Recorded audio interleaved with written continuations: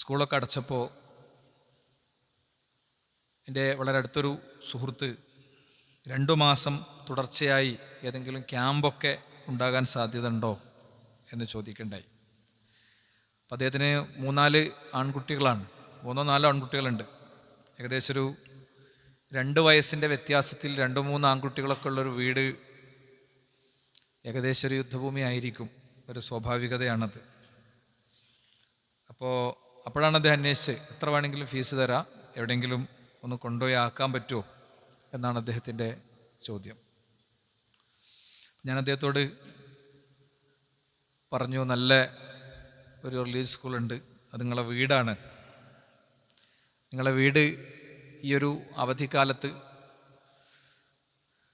ഏറ്റവും ശരിയായ രീതിയിൽ കുട്ടികളുടെ വളർച്ചയിൽ ഒരുപാട് കാര്യങ്ങൾ ചെയ്യാൻ പറ്റിയ ഒരു സന്ദർഭമാണ് എന്ന് അദ്ദേഹത്തോട് പറയണ്ടായി.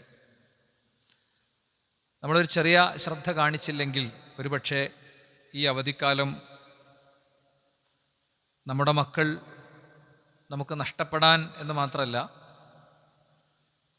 അതിലുപരി നമ്മുടെ പരലോകം തന്നെ നഷ്ടപ്പെട്ടു പോകാൻ സാധ്യതയുണ്ട് എന്നത് ആദ്യം എന്നെയും പിന്നെ നമ്മൾ ഓരോരുത്തരെയും ഉണർത്താനാണ് ഈ സമയം ആദ്യമായി ഉപയോഗിക്കുന്നത്. 2-3 തരം രക്ഷിതാക്കളുണ്ട്. ഒന്ന്, മക്കളുടെ കാര്യത്തിൽ ഇത്തരം വിഷയങ്ങളിലൊന്നും യാതൊരു പ്ലാനും ചിന്തയും ആലോചനയൊന്നും ഇല്ലാതെ പോകുന്ന ആളുകൾ. ആ 10-60 ദിവസം നേരം വെളുത്ത് വൈകുന്നേരമായി നേരം വെളുത്ത് അങ്ങോട്ട് പോകും. ഈ കുട്ടികളെ സംബന്ധിച്ചിടത്തോളം പ്രത്യേകിച്ച് ചിന്തയോ പ്ലാനോ ഒന്നും ഇല്ലാതെ ഒരു അങ്ങാടി പൈക്കളെ പോലെ അവരെ കെട്ടയച്ചു വിടുന്ന ആളുകളുണ്ടാവും. എല്ലാ നിലക്കും പകലാവുമ്പോൾ വെയിൽ, രാത്രിയാവുമ്പോൾ ഇരുട്ട്, വൈകുന്നേരം ആകുമ്പോൾ മണ്ണ്, ചളി, പൊടി, അവിടെ പിടിക്കരുത്, ഇവിടെ കയറരുത്, അങ്ങോട്ട് നോക്കരുത്, ഇങ്ങോട്ട് ഇരിക്കരുത് എന്ന് പറഞ്ഞിട്ട് ഒരു തടവറ പോലെ കുട്ടികൾക്ക് ഈ വെക്കേഷൻ ഒന്ന് കഴിഞ്ഞു കിട്ടിയിരുന്നെങ്കിൽ എന്ന് ചിന്തിച്ച ഒരു സമയം. ഈ കോവിഡ് കാലത്തൊക്കെ കുട്ടികൾ അങ്ങനത്തെ ഒരു മനോഗതിയിലേക്ക് എത്തിയിരുന്നു. എങ്ങനെയെങ്കിലും ഒന്ന് സ്കൂൾ തുറന്നു കിട്ടിയാൽ മതിയായിരുന്നു എന്നുള്ളൊരു മനോനിലയിലേക്ക് എത്തിയിരുന്നു. ഒരു യുദ്ധമാണ് അവിടെ സ്വാഭാവികമായിട്ടും നടക്കുക. അതേപോലെ തന്നെ ഇതിൻ്റെ ഇടയിൽ കൃത്യമായൊരു പ്ലാൻ ഉണ്ടാക്കി. പ്ലാന് നമ്മൾ എങ്ങനെ ഉണ്ടാക്കിയാലും ഈ പ്ലാനുകൾക്കൊക്കെ ഒരുപാട് പരിമിതിയുണ്ട്. പുതിയ കാലത്ത് കുട്ടികളെ വളർത്തുന്നതിൽ ഒരുപാട് സംഘർഷങ്ങളുണ്ട്. പ്രത്യേകിച്ച് ടീനേജുകാരെ വളർത്തുന്ന രക്ഷിതാക്കൾക്ക് അത് കൂടുതൽ വ്യക്തത ഉണ്ടാകും. മനസ്സിലായില്ലേ? നമുക്ക് പഞ്ച് ഡയലോഗൊക്കെ ഇങ്ങനെ പറയാം, പക്ഷേ വലിയ രീതിയിൽ വലിയ പ്രതിസന്ധി രക്ഷിതാക്കളൊക്കെ സ്വാഭാവികമായും അനുഭവിക്കുന്ന ഒരു ഘട്ടമാണ്. അപ്പോൾ ഇവിടെ നമ്മൾ മനസ്സിലാക്കേണ്ട ചില അടിസ്ഥാനങ്ങളുണ്ട്. ആ അടിസ്ഥാനങ്ങളിലൂടെ കടന്നു പോകുക എന്നുള്ളതാണ് ഇന്നത്തെ ഖുത്ബയിൽ നമ്മൾ പ്രധാനമായും ഉദ്ദേശിക്കുന്നത്. നേരത്തെയും നമ്മൾ പറഞ്ഞൊരു കാര്യമുണ്ട്. ഈ മക്കളെ ശരിയിലേക്ക് എത്തിക്കുന്നതിലും അവരെ തെറ്റിലേക്ക് എത്തിക്കുന്നതിലൊക്കെ മുഖ്യമായ റോള് മാതാപിതാക്കൾക്ക് തന്നെയാണ്.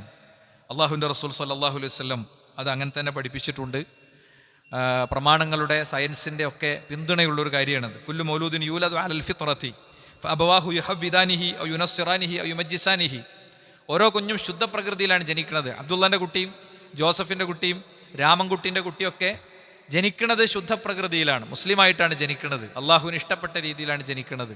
ഫഅബവാഹു യുഹവ്വിദാനിഹി, പിന്നെ അവൻ്റെ മാതാപിതാക്കളാണ് അവനെ യഹൂദിയാക്കുന്നത്, അവനെ മജൂസിയാക്കുന്നത്, അവനെ ക്രിസ്ത്യാനിയാക്കുന്നത് എന്നാണ്. അവൻ വളർന്നു വരുമ്പോൾ അവൻ കേൾക്കുന്ന സംഭാഷണങ്ങളും താരാട്ടുപാട്ടുകളും ആരാധനകളുടെ, പ്രാർത്ഥനകളുടെ പ്രതീകങ്ങളും ഒക്കെ കണ്ട് അവനെ പള്ളിയിലേക്ക് വിളിച്ചുകൊണ്ടെന്ന് അവനെ കറക്റ്റ് ഒരു ഇസ്ലാമിക റൂട്ടിലേക്ക് എത്തിക്കുന്നു. അവനെ വിളക്കിനു മുന്നിൽ കൈകൂപ്പി നിർത്തി വേറൊരു വിശ്വാസധാരയിലേക്ക് കൊണ്ടുപോകുന്നു. അവനെ നെഞ്ചകത്ത് കുരിശു വരച്ച് മറ്റൊരു നിലപാടിലേക്ക് കൊണ്ടുപോകുന്നു. ഇതൊക്കെ നിർവഹിക്കുന്നത് മാതാപിതാക്കളാണ് എന്നാണ്. അപ്പം അതുകൊണ്ട് തന്നെ മാതാപിതാക്കളെ സംബന്ധിച്ചിടത്തോളം ഏറ്റവും വലിയ നഷ്ടമായി ഖുർആൻ പറഞ്ഞത് എന്താ അറിയോ? ഖുൽ ഇന്നൽ ഖാസിരീന അല്ലദീന ഖസറു അൻഫുസഹും വഅഹ്ലിഹിം യൗമൽ ഖിയാമ അലാ ദാലിക ഹുവൽ ഖുസ്റാനുൽ മുബീൻ. ഖുർആൻ പറയാണ് ഏറ്റവും വലിയ നഷ്ടം എന്ന് പറയുന്നത് സ്വന്തത്തെയും കുടുംബത്തെയും ഒക്കെ നഷ്ടപ്പെടലാണ് എന്നാണ്. സ്വന്തത്തെയും കുടുംബത്തെയും ഒക്കെ നഷ്ടപ്പെടുന്ന ഒരു സ്ഥിതിവിശേഷം സ്വാഭാവികമായും ഉണ്ടാകും എന്നാണ്. ഇമാം ഗസാലി റഹിമഹുല്ല അദ്ദേഹം അബ്ദുല്ലാഹിബിൻ മുബാറക്കിൻ്റെ അടുത്തൊരു മനുഷ്യൻ വന്ന് പറഞ്ഞ പരാതിയെക്കുറിച്ച് പറയുന്നുണ്ട്. യഷ്കു ഉഖൂഖ ഇബ്നിഹി ഫസഅലഹു അൻ ഇബ്നിൽ മുബാറക്. എന്താണ്, സ്വന്തം കുട്ടി ഉണ്ടാക്കുന്ന ദ്രോഹങ്ങളെക്കുറിച്ചൊക്കെ, വലിയ പ്രശ്നങ്ങളെക്കുറിച്ചൊക്കെ, അവനുണ്ടാക്കുന്ന പ്രതിസന്ധികളെക്കുറിച്ചൊക്കെ വന്ന് പറഞ്ഞപ്പോൾ ഫസഅലഹു ഇബ്നുൽ മുബാറക് അയാളോട് ചോദിച്ചു, ഹൽ ദഅൗത അലൈഹി, നീ നിന്റെ മക്കൾക്കെതിരിൽ പ്രാർത്ഥിച്ചിട്ടുണ്ടോ? ഫഖാല റജുൽ നഅം, ഞാൻ പ്രാർത്ഥിച്ചിട്ടുണ്ട്. ഫഖാല ലഹു അബ്ദുല്ലാഹിബ്നു മുബാറക്. അപ്പോൾ അബ്ദുല്ലാഹിബ്നു മുബാറക് പറയണം, അൻത അഫ്സത്തഹു, നീയാണ് അവനെ എല്ലാ കുഴപ്പത്തിലും കൊണ്ടുപോയി ചാടിച്ചത്. അപ്പോൾ കുട്ടികൾ എത്തിപ്പെടുന്ന അപകടങ്ങൾക്കും പ്രശ്നങ്ങൾക്കും രക്ഷിതാക്കൾ വലിയ തോതിൽ കാരണമാകുന്നുണ്ട് എന്നുള്ള വിഷയത്തിൽ സംശയമല്ല.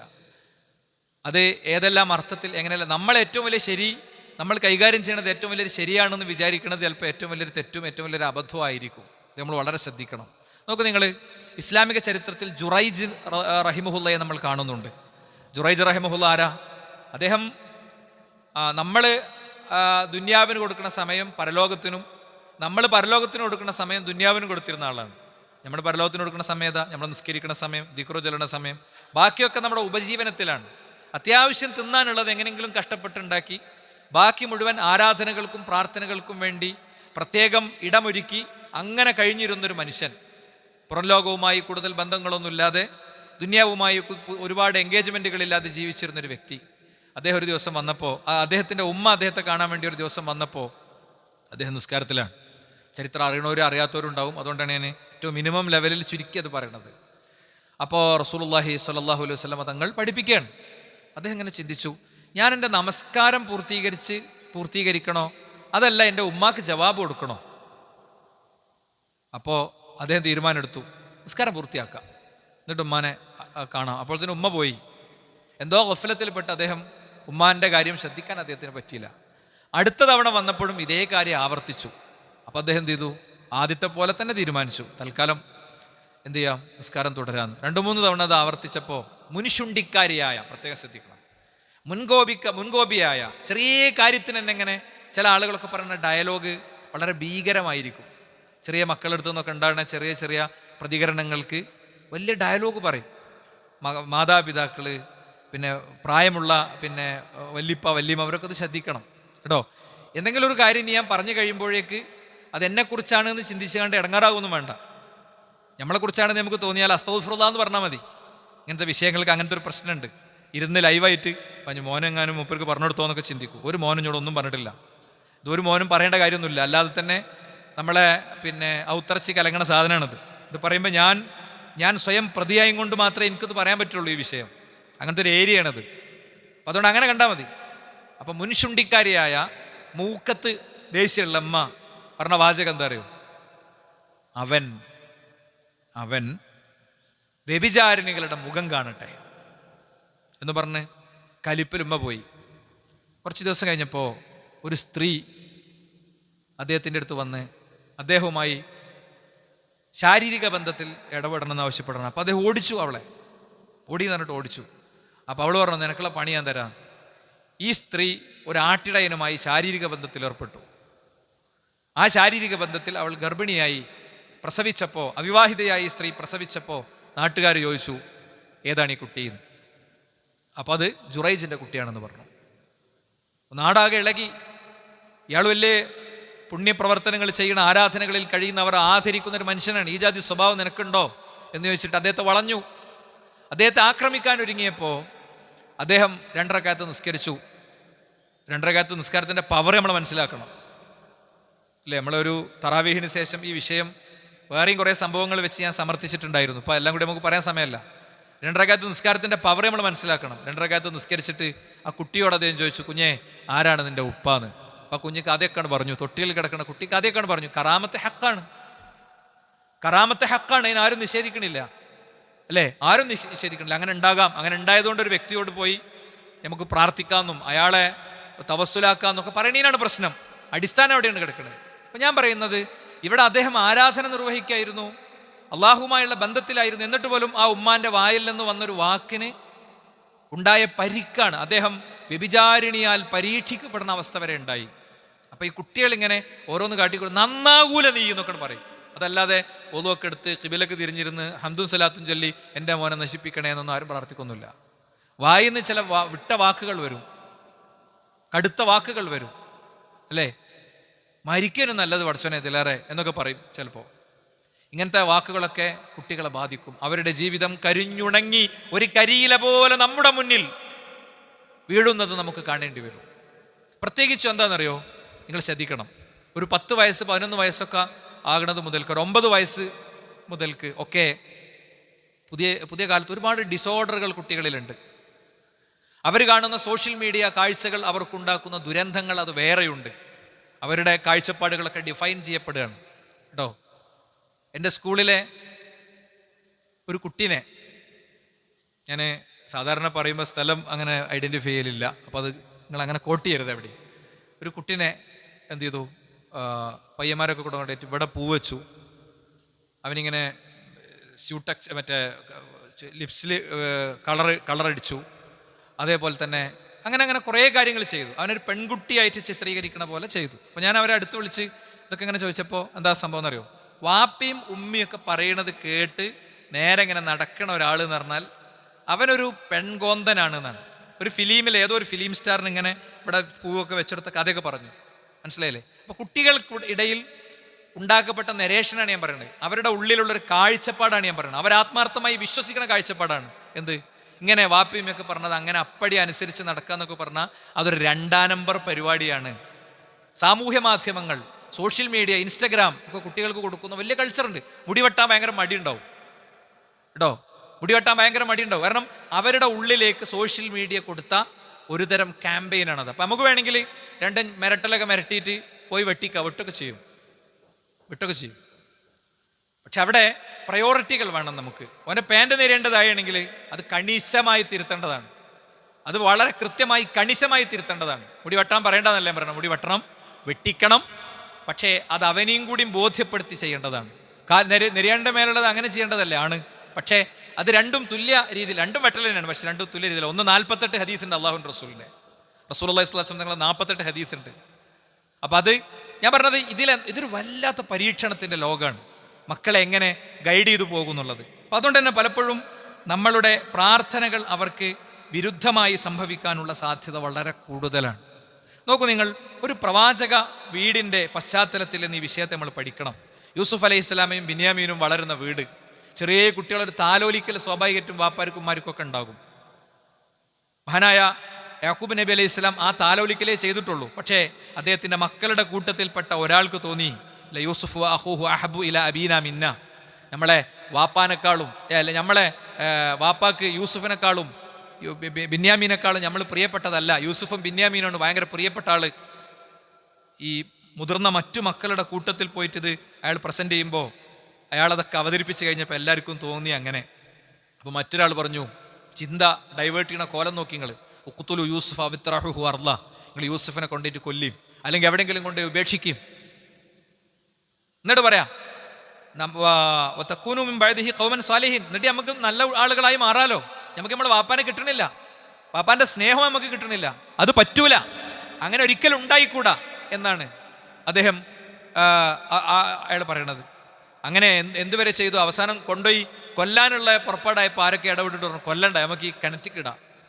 ഇതൊരു പ്രവാചകത്വമുള്ള വഹയുള്ള വീട്ടിലെ കഥയാണ് ഞാൻ പറയണത്. എന്തിനാ വഹയുള്ള വീട്ടിലെ കഥ? ലക്ഷക്കണക്കിന് കോടിക്കണക്കിന് മനുഷ്യർക്ക് വായിക്കാവുന്ന രീതിയിൽ ഖുർആൻ അത് ഇങ്ങനെ നിവർത്തിയിട്ട് തന്നത്. അവരെന്തൊക്കെ ചെയ്തു? തെളിവുണ്ടാക്കി, വളരെ ഫേക്കായിട്ടുള്ള തെളിവുണ്ടാക്കി. എന്താ, ഒരാടിനെ അറുത്തിട്ട് ആടിൻ്റെ രക്തം പുരട്ടിയിട്ട് ഈ കുപ്പായത്തുമ്മ കൊണ്ടുവന്നെടുത്തു. ഇത് ആടിൻ്റെ രക്തക്കറയാണെന്ന് മനസ്സിലായില്ല, കിണറ്റിലിട്ടതാന്ന് മനസ്സിലായില്ല, എന്തോന്ന് സംഭവിച്ചിട്ടുണ്ടെന്ന് അദ്ദേഹത്തിന് അറിയാം. കുപ്പിയകത്തുള്ള വസ്തുവിനെ പോലെ സർവം കാണുന്ന ഔലിയാക്കളെ പഠിപ്പിക്കണ മാലകൾക്ക് മുന്നിൽ ആടിയാടി അത് പാടുന്ന സമൂഹം അറിയണം. എന്തറിയണം? ഒരു പ്രവാചകനായിട്ട് അദ്ദേഹത്തിന് മനസ്സിലാക്കാൻ പറ്റില്ല ഇതിലൊരു കെണിയുണ്ട് എന്ന് മനസ്സിലാക്കാൻ പറ്റില്ല. നിങ്ങൾ ആലോചിച്ച് നോക്ക്, അദ്ദേഹം എന്താ ചെയ്തത്? കരഞ്ഞ് അദ്ദേഹത്തിന്റെ കണ്ണിന്റെ കാഴ്ച പോയി, മക്കളെ പ്രതീക്ഷിച്ച്. അപ്പോൾ അദ്ദേഹം നിരാശപ്പെട്ടില്ല. എൻ്റെ റബ്ബ് എനിക്കൊരു വഴി കാണിച്ചു തരും. അദ്ദേഹം അതാ പറഞ്ഞത്, എൻ്റെ റബ്ബ് എനിക്കൊരു വഴി കാണിച്ചു തരും. മോനെ നഷ്ടപ്പെട്ട് വിഷമിച്ചിരിക്കുമ്പോഴും അള്ളാഹുവിലുള്ള പ്രതീക്ഷ അവസാനിക്കുന്നില്ല. അപ്പം നിങ്ങൾ നോക്ക്, ഇവിടെ നമ്മൾ മക്കളെ കൈകാര്യം ചെയ്യുന്നിടത്ത് ഒന്ന് പ്രാർത്ഥനയിലൂടെ, നമ്മളെ വാക്കുകളിലൂടെ വരുന്ന അബദ്ധങ്ങൾ, അവരോട് ക്രോധത്തോടുകൂടെ പറയുന്ന അബദ്ധങ്ങൾ ഒന്ന്. രണ്ട്, അവർക്കിടയിലെ നീതി വലിയ വിഷയമാണ്. 3, 4, 5 കുട്ടികളുണ്ടാവും നമ്മളെ മോന് അല്ലെ മോൾക്ക്. അപ്പോൾ അതിൽ നമ്മളെ സംബന്ധിച്ചിടത്തോളം മൂത്ത കുട്ടിയായിരിക്കും, പക്ഷെ അത് കുട്ടിയാണ്, അത് നമ്മൾ മറക്കും. ആ കുട്ടി കുട്ടിയാണ്, അത് നമ്മൾ മറക്കും. ഒരാളെ തിരുത്താൻ വേണ്ടിയിട്ട് മറ്റേയാളങ്ങനെ പൊക്കിയടിക്കും. അങ്ങനെയാണ്, ഇവളിങ്ങനെയാണ്, അതാണ് ഇതാണ് സംഭവമാണ്, അങ്ങനെയാണ് ഇങ്ങനെയാണ്.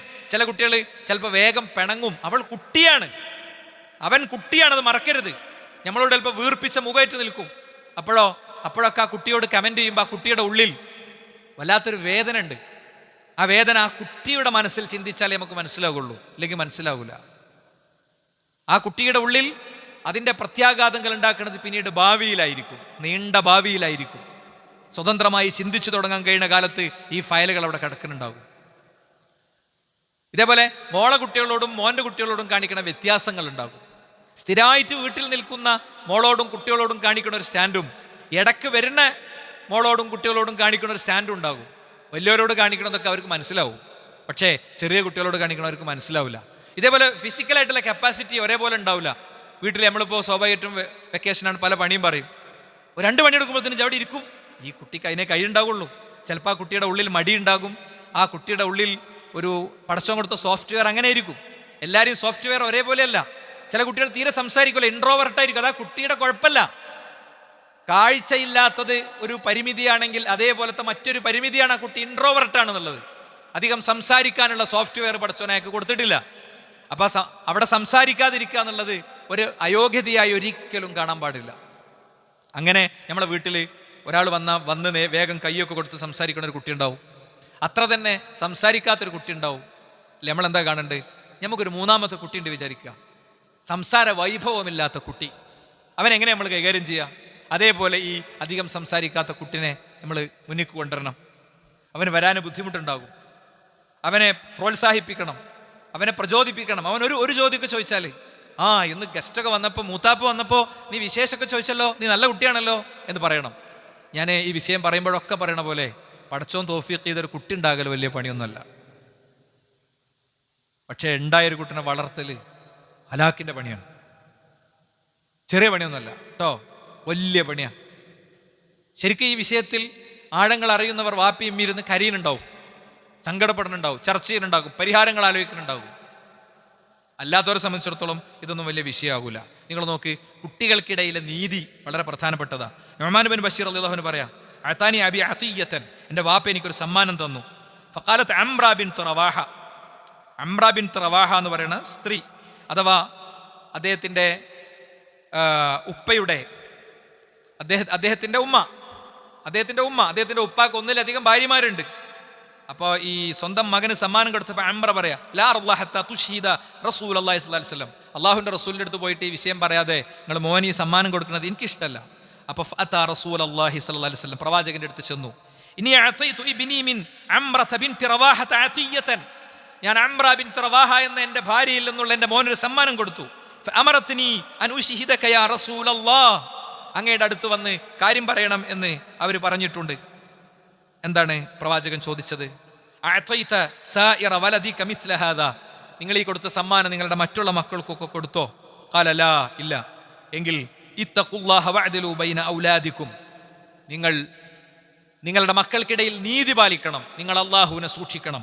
അപ്പം എന്ത് ചെയ്തു? ഫറജഅ ഫറദ്ദ അതിയ്യതഹു, അപ്പോൾ മടങ്ങി വന്നിട്ട് ആ സമ്മാനം തിരിച്ചു വാങ്ങി എന്നാണ്, അല്ലെങ്കിൽ ആ കുട്ടി തിരിച്ചു കൊടുത്തു എന്നാണ്. നിങ്ങൾ ആലോചിച്ച് നോക്ക്, ഒരുപാട് പാഠങ്ങൾ ഇതിലുണ്ട്. നമ്മൾ ഡ്രസ്സ് വാങ്ങുമ്പോൾ, സൈക്കിൾ വാങ്ങുമ്പോൾ, അങ്ങനെ നമ്മൾ പലതും വാങ്ങുമ്പോൾ, പലതും ചെയ്യുമ്പോൾ, പലതും കൊടുക്കുമ്പോൾ ഇതൊന്നും ശ്രദ്ധിച്ചിട്ടില്ല. നമ്മൾ കഴിഞ്ഞ പെരുന്നാൾക്ക് എടുത്തുകൊടുത്താലേ ഓന് എന്നാണ് ആലോചിക്കുക. പക്ഷെ അത് കുട്ടിയാണ്, കുട്ടി മനസ്സ് വേറെ തന്നെയാണ്. ആ കുട്ടി വളരെ സ്ട്രൈറ്റായിട്ട് ചിന്തിക്കുള്ളൂ, വേറൊന്നും ചിന്തിക്കാൻ കഴിഞ്ഞോളാം എന്നില്ല. അതേപോലെ നമ്മൾ ഭയങ്കര യാത്രയും ടൂറൊക്കെ പോയിട്ട് ഗ്രൂപ്പ് കൊണ്ടുവന്നിട്ടൊക്കെ കൂടെ തള്ളും. കൂട്ടുകുടുംബ സംവിധാനത്തിൽ ഒരുപക്ഷെ ഈ കുട്ടിയെ കൊണ്ടുപോകാവുന്നൊരു സാഹചര്യം ആ കുട്ടിയുടെ പാരൻറ്റിന് ചിലപ്പോൾ ഉണ്ടാവില്ല. ഭയങ്കര ടൂറൊക്കെ കഴിഞ്ഞ് വന്ന് തള്ളുമ്പോൾ ഇതൊക്കെ ഇങ്ങനെ സ്ക്രോൾ ചെയ്ത് ആ കുട്ടി അസ്വസ്ഥമായിട്ട്, ഒരു കുടുംബ സംവിധാനത്തിൻ്റെ ഉള്ളിൽ നമ്മളുണ്ടാക്കുന്ന വിള്ളലുകളും മുറിവുകളുമാണിത്. ഇതൊക്കെ കൂടെ കൊണ്ടുപോയിട്ട് നമ്മൾ സ്റ്റാറ്റസ് ഇടും, നമ്മൾ കഴിച്ച വലിയ വലിയ ഫുഡുകൾ കൊണ്ടുപോയിട്ടിടും, അല്ലേ? ഇതൊക്കെ സ്വാഭാവികമായും ആ വീട്ടിലും ആ കുടുംബത്തിലും ഒക്കെ ഉണ്ടാക്കുന്ന പരിക്കുകൾ വളരെ വലുതായിരിക്കും. ഇത് പലപ്പോഴും ചിന്തിക്കാത്ത ഒരു രീതിയും സമീപനമാണ് പല ആളുകളുടെയും ഭാഗത്തു നിന്നുണ്ടാകുക. ഇനി വിഷയമായിട്ട് നേരിട്ട് ബന്ധമില്ലാത്തൊരു പോയിന്റ് അതിൽ നിന്ന് പറയാം. എന്താ അറിയോ, ഒരു സംശയം വന്നപ്പോൾ അവരതിലും നോക്കുന്നത് ദീനാണ്. ആ സമ്മാനം കൊടുത്തതിൻ്റെ ദീൻ എന്താണെന്നാണ് നോക്കുന്നത്. അപ്പം ദീന് പ്രമാണം എന്നൊക്കെ പറഞ്ഞാൽ അങ്ങോട്ടും ഇങ്ങോട്ടും ആരൊക്കെയോ മൈക്ക വെച്ചിട്ട് വെട്ടത്തൂരങ്ങാടിയിൽ അങ്ങോട്ടും ഇങ്ങോട്ടും തർക്കിക്കണ വിഷയം മാത്രം നോക്കാനുള്ളതല്ല. ജീവിതത്തിൻ്റെ സൂക്ഷ്മതലങ്ങളെ പ്രമാണങ്ങളിലേക്ക് ചേർത്ത് വെച്ച് ചിന്തിക്കുന്ന ആളുകളായിരുന്നു അവർ. സ്വന്തം മോന് കിട്ടിയതൊക്കെ പോന്നോട്ടെ എന്നല്ല ചിന്തിച്ച്, പിന്നെ എൻ്റെ കുട്ടിക്ക് അർഹതപ്പെടാത്തതൊന്നും വേണ്ട എന്നാണ് ചിന്തിച്ചത്. അല്ലേ, എൻ്റെ കുട്ടിക്ക് അർഹതപ്പെടാത്തതൊന്നും വേണ്ട. ഉയരത്തിൽ ചിന്തിക്കുന്ന ഒരു പെണ്ണ്, അദ്ദേഹത്തിൻ്റെ വീട്ടിൽ അദ്ദേഹത്തിൻ്റെ ഭാര്യ, ആ ഭാര്യയെക്കുറിച്ച് അദ്ദേഹം അഭിമാനപൂർവ്വം ആലോചിക്കുന്നതാണ് നമ്മൾ കാണുന്നത്. അപ്പോൾ ഒരു പെണ്ണിന് ഒരു വീട് ദീനിയായി നിലനിൽക്കുന്നിടത്ത് എന്തു വലിയ റോളുണ്ട് എന്ന് ഈ സംഭവം പഠിപ്പിക്കുന്നുണ്ട്. വലിയ സ്വഹാബത്തൊക്കെ യാത്രക്കൊക്കെ ഒരുങ്ങുമ്പോൾ ഭാര്യമാർ അവരോട് പറഞ്ഞത്, വിശപ്പ് ഞങ്ങൾക്ക് സഹിക്കാൻ പറ്റും, നരകത്തീ ഞങ്ങൾക്ക് ക്ഷമിക്കാൻ പറ്റൂല, അതുകൊണ്ട് അങ്ങ് ഞങ്ങളെ വിചാരിച്ച് കഷ്ടപ്പെട്ട് ഹറാമായത് കൊണ്ട് കൊണ്ടുവരരുത്, ഹറാമായ സമ്പാദ്യം ഒന്നും കൊണ്ട് കൊണ്ടുവരരുത് എന്ന് പറയുന്ന ഭാര്യമാരെ നമ്മൾ കാണുന്നുണ്ട്. മാവിങ്ങനെ കുഴക്കുമ്പോൾ ഭർത്താവിൻ്റെ മരണവാർത്ത വരുമ്പോൾ നെഞ്ചത്തടിച്ച് നിലവിളിച്ച് ഇനി എനിക്കാരാന്ന് ചിന്തിക്കല്ല ചെയ്തത്. കുഴക്കുന്ന മാവും ചുടുന്ന ഗോതമ്പ് റൊട്ടിയും അവിടെ വെച്ചിട്ട് മക്കളോട് പറഞ്ഞു, ഇത്രയും നേരങ്ങൾ കഴിച്ചത് നിങ്ങളെ വാപ്പാൻ്റെ സ്വത്തായിരുന്നു, വാപ്പ മരിച്ചതോടുകൂടെ ഇത് അനന്തര സ്വത്താണ്, അനന്തര സ്വത്ത് കഴിക്കുമ്പോഴും കുടിക്കുമ്പോഴും ഒക്കെ സൂക്ഷിച്ചു വേണം ചെയ്യാൻ, ഇതിൽ വേറെ പലർക്കും അവകാശമുണ്ട് എന്നാണ് പഠിപ്പിച്ചത്. അപ്പം അതുകൊണ്ട് നമ്മൾ ഇത്തരം കാര്യങ്ങളിലെല്ലാം ദീനിയായി ചിന്തിക്കാൻ നമുക്ക് സാധിക്കുക എന്നുള്ളത് പ്രധാനമാണ്. മറ്റൊരു കാര്യം എന്താ അറിയോ, ഈ അവധിക്കാലത്ത് നമ്മൾ ശ്രദ്ധിക്കേണ്ട ഏറ്റവും പ്രധാനപ്പെട്ട മറ്റൊരു കാര്യം എന്ന് പറയുന്നത്, നമുക്ക് മക്കൾക്ക് മാതൃകയിലൂടെയാണ് ഏറ്റവും വലിയ പിന്നെ സംഭവങ്ങളൊക്കെ നമുക്ക് ചെയ്യാൻ പറ്റുക, മാതൃകയിലൂടെയാണ്. അല്ലേ, നോക്ക് നിങ്ങൾ, ഒരു കോഴി മുട്ടയിട്ട് അടയിരുന്ന് ആ കുഞ്ഞ് ഇങ്ങനെ പിന്നെ അത് മുട്ടത്തോടിൻ്റെ ഉള്ളിൽ നിന്ന് പുറത്തു വന്നു കഴിഞ്ഞാൽ ആദ്യം എന്തു ചെയ്യും, അതിനിങ്ങനെ ചനക്കി കൊടുക്കും. ചനക്കി കൊടുത്ത് അതിങ്ങനെ വന്ന് തിന്നാൻ തുടങ്ങും. പിന്നെ ഒരു പ്രത്യേക ഘട്ടം കഴിയുമ്പോൾ അമ്മ ഇങ്ങനെ തൊടുകൺ പോണാണ്, അമ്മ കോഴി തൊടുകൺ പോകും, പിന്നാലാണ് ചെല്ലും, എന്നിട്ട് കാണിച്ചു കൊടുക്കും ഇവിടെ കണ്ടെന്ന്. പിന്നെ അമ്മൻ്റെ പിന്നാലെ നടക്കുമ്പോൾ അമ്മ കൊത്തി ആട്ടലാണ്, അല്ലേ, പോയിട്ട് ഒറ്റക്ക് തിന്ന് ജീവിക്കാൻ നോക്കുമെന്ന് പറയലാണ്. എന്ന് പറയണ പോലെ ഓരോ ഘട്ടത്തിൻ്റെയും ഓരോ കുട്ടിയുടെ പ്രായത്തിനനുസരിച്ച് കൂടെ നിന്ന് അവരെ വളർത്തുക എന്നുള്ളത് പ്രധാന. മാതൃകയിലൂടെയാണ് ഏറ്റവും വലിയ മാറ്റങ്ങൾ ഉണ്ടാകുന്നത്. റസൂലുള്ളാഹി സ്വല്ലല്ലാഹു അലൈഹി വസല്ലമ തങ്ങൾ ഹുദൈബിയ സന്ധി കഴിഞ്ഞ് കരാറിലേർപ്പെട്ടപ്പോൾ ആ കരാറിലേർപ്പെട്ട പ്രവാചകൻ അവരോട് ഉംറയിൽ നിന്ന് മോചിതരാകാൻ വേണ്ടി പറഞ്ഞു, അല്ലെങ്കിൽ അതിന് തഹല്ലുലാകാൻ വേണ്ടി പറഞ്ഞു, മൃഗങ്ങൾ അറുത്തെടുക്കാൻ വേണ്ടി പറഞ്ഞു, മക്കയിലേക്ക് പോകുന്നില്ല എന്ന് പറഞ്ഞു. പ്രഥമ ദൃഷ്ട്യ എല്ലാ കരാറുകളും അവരെ സംബന്ധിച്ചിടത്തോളം ഏറെ വേദനാജനകമായ കരാറുകളായതുകൊണ്ട് കരാറിൻ്റെ വിശദാംശത്തിലേക്ക് പോകാൻ നമുക്ക് സമയമില്ല, പലപ്പോഴായി നമ്മൾ പഠിച്ചതാണ്. അവരൊന്നും മടിച്ചു. എന്തിന് നബിയെ, ഈ അവജ്ഞകളെ മുഴുവൻ നമ്മൾ പെരടിയിലേക്ക് എടുത്തു വെക്കണം, നമ്മൾ ശക്തരാണ്, നമുക്ക് പ്രതിരോധിക്കാൻ കഴിയും, നമുക്ക് കാര്യങ്ങളൊക്കെ ചെയ്യാൻ പറ്റും, പിന്നെ എന്തിനങ്ങ് ഇത് സഹിക്കണം എന്നാണ് അവരിൽപ്പെട്ട പലരും ചോദിച്ചത്. ഉമർ ഇബ്നു ഖത്താബ് റളിയല്ലാഹു അൻഹു പ്രത്യേകിച്ചു, അല്ലേ. അപ്പോൾ പ്രവാചകൻ സല്ലല്ലാഹു അലൈഹി വസല്ലം സങ്കടം പോയിട്ട് സൽമാ ബീവിനോടാ പറയണത്. അവിടെ പോയി അപ്പോൾ സ്വന്തം ഭാര്യ എന്ന് പറയുന്നത് ജീവിതത്തിലെ സംഘർഷങ്ങളും പ്രശ്നങ്ങളൊക്കെ ഡിസ്കസ് ചെയ്യാനുള്ള ചർച്ച ചെയ്യാനുള്ള ഒരു ഇടമാണ് എന്നുകൂടി പ്രവാചകൻ സല്ലല്ലാഹു അലൈഹി വസല്ലം അവിടെ പഠിപ്പിക്കുന്നുണ്ട്. സൽമാ ബീവി പ്രവാചകനോട് പോയി കത്തിച്ചില്ല, അല്ലെങ്കിൽ ഓലെന്താ അങ്ങനെ പറയാൻ പാടുണ്ടോ? അതൊന്നും സമ്മതിക്കാൻ പാടില്ല എന്നൊന്നുമല്ല. നബി, നിങ്ങൾ എന്തിനാ വിഷമിക്കണു? നിങ്ങൾ പോയിട്ട് നിങ്ങളുടെ മുടി മുറിക്കൂ, നിങ്ങളുടെ മൃഗത്തെ അറുക്കൂ. പ്രവാചകൻ ചെന്നു, മുടി മുറിച്ചു, മുടി അങ്ങനെ വിതരണം ചെയ്തു. പ്രവാചകന്റെ മുടി ത്വൽഹാ റളിയല്ലാഹു അടുത്ത് കൊടുത്തു. ത്വൽഹാ റളിയല്ലാഹു നബിന്റെ മുടി അങ്ങനെയാണ് കൊടുത്തു. അപ്പം എല്ലാവരും അറിഞ്ഞു പ്രവാചകൻ. അതോടുകൂടെ എല്ലാവരും തഹല്ലുലായി. നിരാശയോടെ മടങ്ങുമ്പോൾ വഴിമധ്യേ ഖുർആനിൽ വചനമിറങ്ങി, ഇന്നാ ഫതഹ്നാക ഫതഹൻ മുബീന, നിങ്ങൾക്കൊരായിരം അവ്യക്തതകളുണ്ടെങ്കിലും സുവ്യക്തമായ വിജയമാണ് ഇന്ന് സംഭവിച്ചത്, അത് പിന്നെ മനസ്സിലായിക്കോളും. അതാണ് പിന്നെ മക്കാ വിജയത്തിലേക്ക് വരെ എത്തിച്ചേർന്നത്.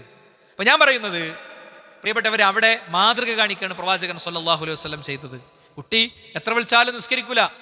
ഉമ്മ അടുക്കളയിൽ നിന്നിട്ട് കറി ഉണ്ടാക്കണീൻ്റെ ഇടയിൽ നിസ്കരിക്കാൻ പറയണത്. ഉമ്മ സമയമായ ഒന്നെടുത്ത് നിസ്കരിക്കണം, അല്ലേ? ഒന്നെടുത്ത് നിസ്കരിക്കണോടത്തേക്ക് ഉമ്മ എത്തണം, വാപ്പ പള്ളിയിലേക്ക് വിളിക്കുന്നിടത്തേക്ക് എത്തണം, അപ്പോഴേ നടക്കുള്ളൂ. അധ്യാപകർ ഇതിൽ പ്രധാനമാണ്. അംർ ഇബ്നു ഉത്ബ അദ്ദേഹത്തിന്റെ മോന്റെ അധ്യാപകനോട് പറയുന്നുണ്ട്, ലിയകുൻ അവ്വല ഇസ്ലാഹിക ലിവലദി ഇസ്ലാഹക ലിനഫ്സിക, നിങ്ങളിൽ നിന്നുണ്ടാകുന്ന മാറ്റവും പരിഷ്കരണവുമായിരിക്കും എൻ്റെ കുട്ടിക്കുണ്ടാകുന്ന ആദ്യ പരിഷ്കരണം എന്നാണ്. അധ്യാപകൻ സ്വാധീനിക്കപ്പെടും. അപ്പോൾ ഭയങ്കര മാർക്ക് കിട്ടണത് മാത്രം നോക്കി വലിയ സ്കൂളിലൊക്കെ കൊണ്ടേ ചേർക്കും. കുട്ടി പതിയെ കുരിശ് വരച്ചു തുടങ്ങിയിട്ടുണ്ടാവും, അല്ലേ? കുട്ടി പതിയെ കുരിശ് വരച്ചു തുടങ്ങിയിട്ടുണ്ടാകും. കുട്ടി ആചാരങ്ങളിലും അനുഷ്ഠാനങ്ങളിലും ലയിച്ചു കഴിഞ്ഞിട്ടുണ്ടാകും. കുട്ടി നമ്മളല്ലാത്ത മറ്റൊരു കൾച്ചറിൻ്റെ ഭാഗമായി തീർന്നിട്ടുണ്ടാവും. പിന്നെ ആ കുട്ടീനോട് യുദ്ധം ചെയ്തിട്ട് കാര്യമൊന്നുമില്ല. കുട്ടിക്ക് കിട്ടേണ്ട അടിസ്ഥാന വിദ്യാഭ്യാസങ്ങൾ ഉണ്ടാകും, അത് കിട്ടിയിട്ടുണ്ടാകില്ല. കുട്ടിക്ക് കിട്ടേണ്ട അടിസ്ഥാന വിദ്യാഭ്യാസം അത് നമ്മൾ കൊടുത്താൽ തന്നെ ശരിയാകുമോ? അതൊക്കെ പഠിച്ചോൻ കൊടുക്കേണ്ടതാണ്. ഇതൊക്കെ കൊടുത്തിട്ട് ആ കുട്ടിയുടെ ഉള്ളിൽ മാറ്റുണ്ടായി. ആ കുട്ടി ഫാഷൻ്റെയും ട്രെൻഡിൻ്റെയും ഇൻസ്റ്റൻ്റെയും ഫ്രണ്ട്ഷിപ്പിൻ്റെയും ഒക്കെ കൂടെ മാത്രം നിന്ന് പാരൻസ് 1000 തവണ ആവർത്തിച്ചു പറഞ്ഞിട്ടും തിരുത്താത്ത കാര്യങ്ങൾ ജീവിതത്തിൽ കൊണ്ടു നടക്കണേ. ദുരന്തങ്ങൾ ഏറ്റുന്ന ആളുകൾ ഇവിടെ ഇരിക്കണില്ലേ? ഈ ഇരിക്കണ സൊഫുകളിലില്ലേ? വാപ്പിമീം 100 വട്ടം പറഞ്ഞിട്ടും തിരുത്താത്ത കാര്യങ്ങൾ, അവരെ ഉള്ളിൽ കരയിപ്പിച്ച് അവരെ വിഷമിപ്പിച്ച് നടക്കുന്ന ആളുകൾ ഈ സൊഫിൽ ഇരിക്കണില്ലേ? വാപ്പാന്റെ മയ്യത്ത് അവിടെ എങ്ങനെ നമ്മളെ വീട്ടിൽ ഒരാൾ മരിച്ച എവിടെയായിരിക്കും വാപ്പാന്റെ മയ്യത്ത് വെക്കുക, ഉമ്മാന്റെ മയ്യത്ത് വെക്കുക? ആ മയ്യത്ത് കാണാൻ ആൾക്കാർ വരുമ്പോൾ ആ തുണി ഇങ്ങനെ മാറ്റി കൊടുക്കുമ്പോൾ നമ്മളെ കാതിൽ ഇങ്ങനെ കേൾക്കും, ഓരോന്നും കേൾക്കും. പിന്നൊക്കെ നടപ്പിലാക്കും, പിന്നൊക്കെ ചെയ്യണമെന്ന് തോന്നും അല്ലേ? ജീവിതം മുഴുവൻ ആ മീസാൻ കല്ല് നമുക്കുള്ള പരീക്ഷണവും വേദനയും ചോദ്യവുമായി ജീവിതത്തിൽ നമ്മെ വേട്ടയാടും. അപ്പൊ ഫ്രണ്ട്ഷിപ്പും ഫാഷനും ട്രെൻഡും അങ്ങനെ പലതും, ഹാഷ്ടാഗുകളും ക്യാമ്പയിനുകളും, തലയിലിങ്ങനെ പതഞ്ഞു പൊങ്ങിയ ചിന്തകളുടെ ലോകവുമൊക്കെ ഉപേക്ഷിച്ചിട്ട് ഡിപ്രസ്ഡ് ആയിട്ട് കേവലം ഒരു വിഷാദരോഗിയായി ജീവിതത്തിന്റെ മൂലയിൽ കഴിയുന്ന 100 ആളുകളെ വ്യക്തിപരമായി എനിക്കറിയാം അല്ലേ? ഒരാഴ്ചയും വിടാതെ ഉമ്മന്റെ ഖബറിന്റെ അരികിൽ പോയി കരഞ്ഞുമ്മാക്ക് വേണ്ടി പ്രാർത്ഥിച്ചു വരുന്ന വ്യക്തി. അയാളുടെ കുറ്റബോധത്തിന്റെ ആഴത്തിൽ നിന്നാണ് അത് നിർവഹിക്കുന്നത്. മക്കളോടും കൂടി ഞാൻ പറയാണ്, രക്ഷിതാക്കളോട് മാത്രമൊന്നുമല്ല. പറയേണ്ട ഘട്ടമാണിത്, പറയേണ്ട സന്ദർഭമാണിത് എന്നത് ഞാൻ ഉറപ്പിച്ച് പറയാണ്. അതുകൊണ്ട് തന്നെ സഹോദരന്മാരെ, നമ്മളെ സംബന്ധിച്ചിടത്തോളം ഇതിനൊക്കെ പരിഹാരമുണ്ട്. ഇപ്പോൾ നമ്മളെ കുട്ടികളെല്ലാവരും ചേർക്കാൻ വേണ്ടിയിട്ട് സമ്മർ കസ്റ്റ് എന്നുള്ള പേരിൽ ഒരു പദ്ധതി ഞാൻ കഴിഞ്ഞ ആഴ്ച, എൻ്റെ മുന്നത്തെ ആഴ്ച എൻ്റെ ഖുത്ബില വിഷയം പറഞ്ഞിട്ടുണ്ടായിരുന്നു. കൃത്യമായ പദ്ധതി, ഓരോ പ്രായത്തിലുള്ള കുട്ടികൾക്ക് വേണ്ട കാര്യങ്ങളൊക്കെ ഉണ്ട്. നമ്മളെ കുട്ടീനെ ഏത് ട്യൂഷൻ ക്ലാസ്സിൽ ചേർക്കണം, ഏത് സ്കൂളിൽ ചേർക്കണം, പിന്നെ ഏത് ട്രെയിനിങ് ഇൻസ്റ്റിറ്റ്യൂട്ടിൽ ചേർക്കണം എന്നൊക്കെ ഭയങ്കര തീവ്രമായി ആലോചിക്കുന്നവരും ഈ കുട്ടികൾ കടന്നെത്തുന്നത് എങ്ങട്ടാ? ലോകത്ത് ഇപ്പോൾ അമേരിക്കയിലൊക്കെ അത് വ്യാപകമായ നിലക്ക് അമേരിക്കൻ കോർട്ടുകളിൽ രക്ഷിതാക്കളുടെ വലിയ കേസുകൾ നടക്കുന്നുണ്ട്. എന്താ കേസ്? മെറ്റയ്ക്കെതിരെയാണ്, ഇൻസ്റ്റയ്ക്കെതിരെയാണ്, ഫേസ്ബുക്കിനെതിരെയാണ്, സോഷ്യൽ മീഡിയ ഹാൻഡിലുകൾക്കെതിരെയാണ്. കുട്ടികളെ നശിപ്പിച്ചതിനും അവരെ ആത്മഹത്യയിലേക്ക് തള്ളിവിട്ടതിനും അവരെ വിഷാദരോഗികളാക്കിയതിനും നഷ്ടപരിഹാരം തരണം പറഞ്ഞിട്ടാണ് അല്ലേ? നമ്മുടെ നാട്ടിൽ ഇലക്ട്രോ പൊളിറ്റിക്സിൽ ഇതൊന്നൊരു വിഷയമല്ല. നമ്മൾ പരമാവധി പോയ പാലത്തുമൊക്കെ പോകും, പരമാവധി പോയ റോട്ടുമൊക്കെ പോകും, റോട്ടിൽ ഉയർത്തിക്കെട്ടുന്ന ഏതെങ്കിലും ലൈറ്റുമൊക്കെ പോകും. അത് 2 എണ്ണം വെച്ചിട്ട് 3 ഫോട്ടോ തിരിച്ചു മറിച്ചു വിട്ടാ നമ്മളെ നാട്ടിൽ വികസനമായി കാര്യമായി. എത്ര കുട്ടികൾ ആത്മഹത്യ ചെയ്യുന്നുണ്ട്? ഏത് ഏജൻസിയാണ് പഠിച്ചത്?